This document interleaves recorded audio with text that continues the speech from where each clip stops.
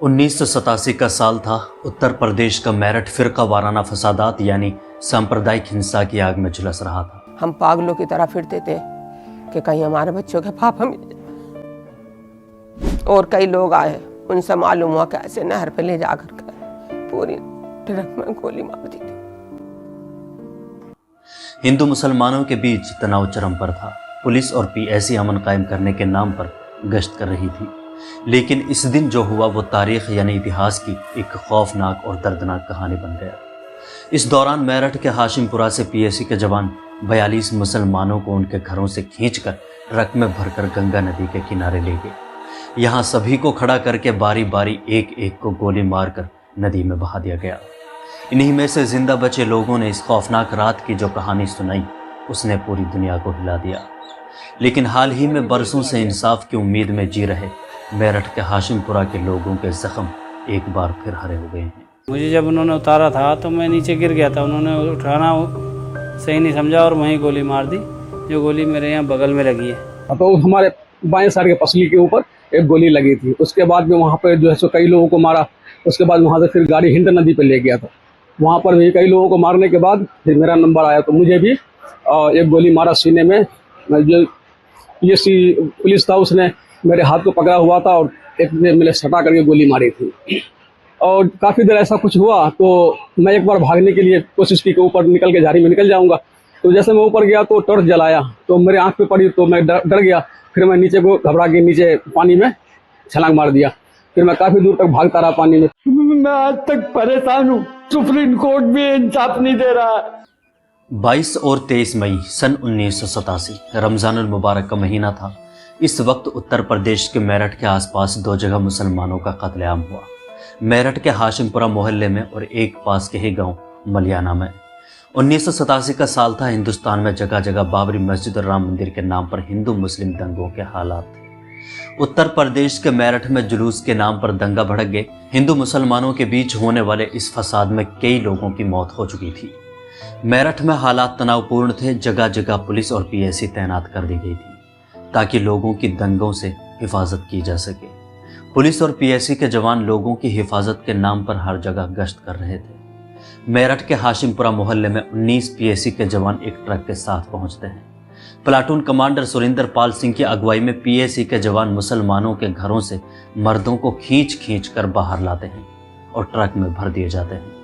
ये तकरीबन 50 लोग थे जिन्हें इकट्ठा किया गया था। इनमें से बच्चे और बूढ़े मर्दों को निकाल दिया गया और नौजवानों को ट्रक में भरकर शहर से बाहर गाजियाबाद जिले के मुरादनगर के पास गंगा नदी के किनारे पर ले गए।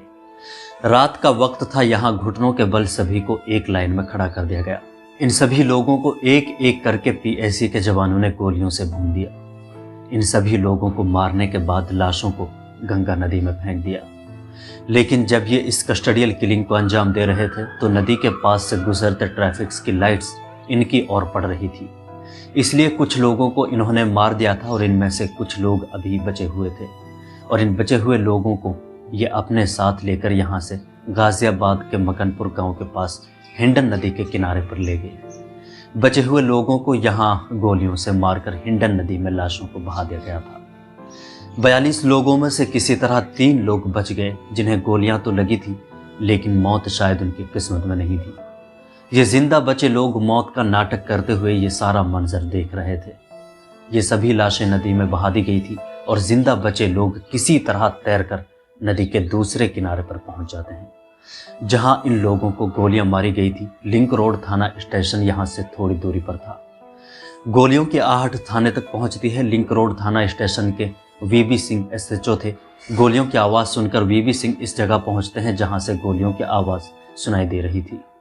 इस जगह पर जब वीबी सिंह पहुंचे तो इन्होंने देखा कि यहाँ खून पानी की तरह बह रहा था और ज़मीन पूरी तरह खून में लथपथ थी और पीएसी के जवान यहाँ से ट्रक लेकर भाग रहे थे।